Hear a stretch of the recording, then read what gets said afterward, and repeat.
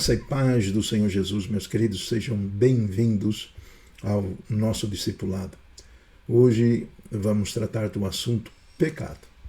E antes vamos passar algumas coisas que anteriormente já passamos, que se trata da importância da leitura da palavra de Deus. Anotar todas as suas dúvidas, esclarecer com o seu discipulador todas elas. Amém? Agora eu vou fazer uma oração pela sua vida. Pai Celestial, em nome do Senhor Jesus, eu quebro todas as fortalezas espirituais malignas que querem atuar contra estas vidas, em nome de Jesus, e peço ao Espírito Santo de Deus que traga entendimento da sua palavra, em nome de Jesus. Amém. Nós até agora temos passado alguns fundamentos para a sua nova vida.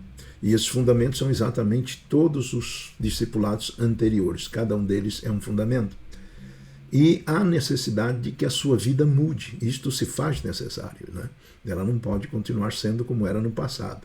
Agora você precisa ter atitudes de filho de Deus. E como é que você vai ter essas atitudes se você não souber como Deus quer que você viva? Não é possível, né? Então, daí novamente, é através da leitura que você vai tomar conhecimento desta vontade de Deus para a sua vida. A outra coisa é que você é santo. E o que é ser santo? Bem, santo é ser separado do mundo. E o que é ser separado do mundo? É não viver da mesma forma que as pessoas do mundo vivem. Amém? Você tem total apoio do Espírito Santo para viver essa nova vida em santidade, ou seja, honrando a Deus, né? Honrando a Jesus que te salvou. Precisamos fazer isso, amém? Mas ainda assim, você precisa escolher viver para Jesus. E o que é isso? É ter a escolha, que a escolha acontece na alma. Então a alma, se ela está alimentada com a palavra de Deus, ela vai escolher fazer a vontade de Deus, porque não existe coisa melhor. Mas se você não alimenta a sua vida com a palavra de Deus, então certamente você vai escolher fazer as vontades da sua carne. Amém? Então, com estes pequenos ensinamentos, vamos então para a palavra de Deus, tá bom? Romanos capítulo 6. Que diremos, pois? Permaneceremos no pecado para que a graça seja mais abundante? De modo nenhum. Nós que estamos mortos para o pecado, como viveremos ainda nele? Ou não sabeis que todos quantos fomos batizados em Jesus Cristo, fomos batizados na sua morte? De sorte que fomos sepultados com ele pelo batismo na morte, para que, como Cristo ressuscitou dos mortos pela glória do Pai, assim andemos nós também em novidade de vida. Porque se fomos plantados juntamente com ele na semelhança da sua morte, também o seremos na sua ressurreição, sabendo isto, que o nosso velho homem foi com ele crucificado, para que o corpo do pecado seja desfeito, a fim de que não servamos mais ao pecado. Porque aquele que está morto está justificado do pecado. Ora, se já morremos com Cristo, cremos que também com ele viveremos, sabendo que, havendo Cristo ressuscitado dos mortos, já não morre. A morte não mais terá domínio sobre ele. Pois quanto a ter morrido, de uma vez morreu para o pecado, mas quanto a viver, vive para Deus. Assim também vós considerai-vos como mortos para o pecado, mas vivos para Deus, em Cristo Jesus nosso Senhor. Não reine, portanto, o pecado em vosso corpo mortal, para lhe obedecerdes em suas concupiscências. Nem tampouco apresenteis os vossos membros ao pecado por instrumentos de iniquidade, mas apresentai-vos a Deus como vivos dentre mortos, e os vossos membros a Deus como instrumentos de justiça. Porque o pecado não terá mais domínio sobre vós, pois não estáis debaixo da lei, mas debaixo da graça. Pois que? Pecaremos porque não estamos debaixo da lei, mas debaixo da graça? De modo nenhum. Não sabeis vós que a quem vos apresentardes por servos para lhe obedecer, sois servos daquele a quem obedeceis, ou do pecado para a morte, ou da obediência para a justiça? Mas graças a Deus que, tendo sido servos do pecado, obedecestes de coração à forma de doutrina a que fostes entregues. E, libertados do pecado, fostes feitos servos da justiça. Falo como homem, pela fraqueza da vossa carne, pois que, assim como apresentastes os vossos membros para servirem à imundícia e à maldade para a maldade, assim apresentai agora os vossos membros para servirem à justiça para a santificação. Porque, quando erais servos do pecado, estáveis livres da justiça. E que fruto tinhas então das coisas de que agora vos envergonhais? Porque o fim delas é a morte. Mas agora, libertos do pecado e feitos servos de Deus, tendes o vosso fruto para a santificação, e por fim a vida eterna. Porque o salário do pecado é a morte, mas o dom gratuito de Deus é a vida eterna, por Cristo Jesus, nosso Senhor. Muito bem, ouvida a palavra de Deus, nós vamos destacar alguns versículos, visto que o capítulo é longo, então não temos tempo para que fique um áudio curto.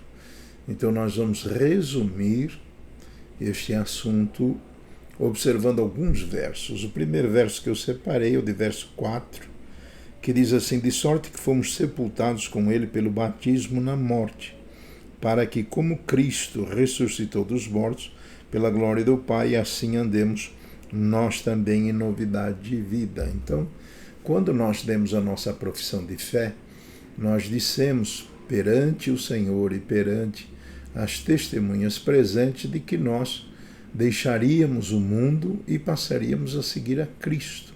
Então, esta é a primeiro entendimento. Então, nós morremos para o mundo e passamos a viver para Cristo. E ainda fala, esta palavra, que nós fomos adicionados à morte, ou seja, incluídos na morte de Cristo. Isso acontece no batismo, pela imersão, quando nós somos imergidos na água ou submergidos na água, e depois levantados, quando nós estamos nas profundezas das águas ali, totalmente cobertos, então nós estamos sepultados. E quando nós nos levantamos, é como se a gente estivesse ressuscitando à semelhança de Cristo.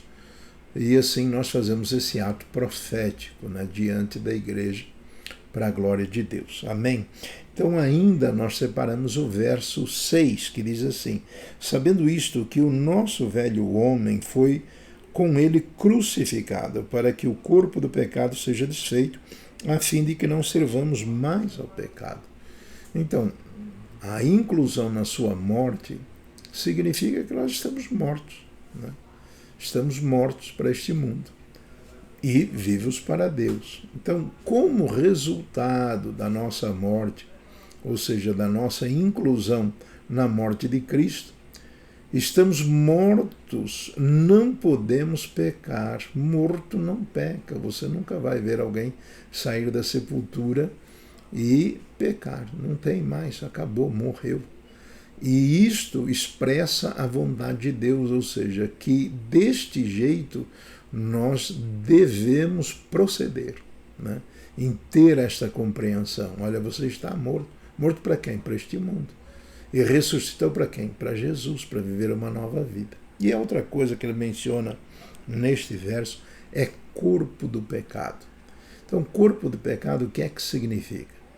O corpo do pecado significa a quantidade de espécies de pecados que cometemos. Uma diversidade muito grande. E esta diversidade é um corpo.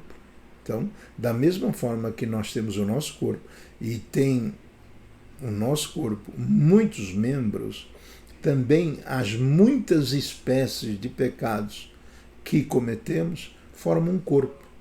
E esta é a palavra que ele diz aqui, para que o corpo do pecado seja desfeito, a fim de que não servamos mais ao pecado. Seja desfeito, acabado, foi encerrado. Não tem mais, vai deixar de existir porque não vamos pecar mais. Essa é a instrução. 6, 12 e 13 diz assim: não reine, portanto, o pecado em vosso corpo mortal, para lhe obedeceres em suas concupiscências, nem tampouco apresentais os vossos membros ao pecado como instrumentos de iniquidade, mas apresentai-vos a Deus como vivos dentre mortos e os vossos membros a Deus como instrumentos de justiça. Então a palavra primeira é: não reine, portanto, o pecado. Quer dizer, o pecado não pode ter o poder de dominar na nossa vida. Pelo contrário, nós temos poder dado pelo Espírito Santo para que a gente vença o mundo, como diz em outro texto, né? O que significa termos domínio próprio sobre a nossa própria vida para não ficarmos dominados pelo pecado. E ele diz no outro verso, para que a gente não entregue os membros do nosso corpo para a prática do mal, mas que a gente tome agora os nossos membros, os membros do nosso corpo, para praticar as boas obras. Louvado seja Deus. 6,16 diz: não sabeis vós que a quem vos apresentardes por servos para lhe obedecer, sois servos daquele a quem obedeceis, ou do pecado para a morte, ou da obediência para a justiça? Então, se eu vivo na prática do pecado, eu terei a segunda morte, ou seja, não terá mais conserto, porque eu tive a oportunidade, Deus me deu a oportunidade de procurar uma nova vida, e eu disse que faria isso e continuo praticando o que eu praticava anteriormente. Então, segunda morte. Então, esta segunda morte, ela leva ao inferno. Mas, na verdade, nós agora nos tornamos servos da justiça. Como? Nós servimos espontaneamente ao Senhor. Nós temos a vontade, o desejo, nós nos entregamos voluntariamente para praticar a palavra de Deus. E isto faz-nos servos. Quem obedece é servo. Então é isto que ele está explicando.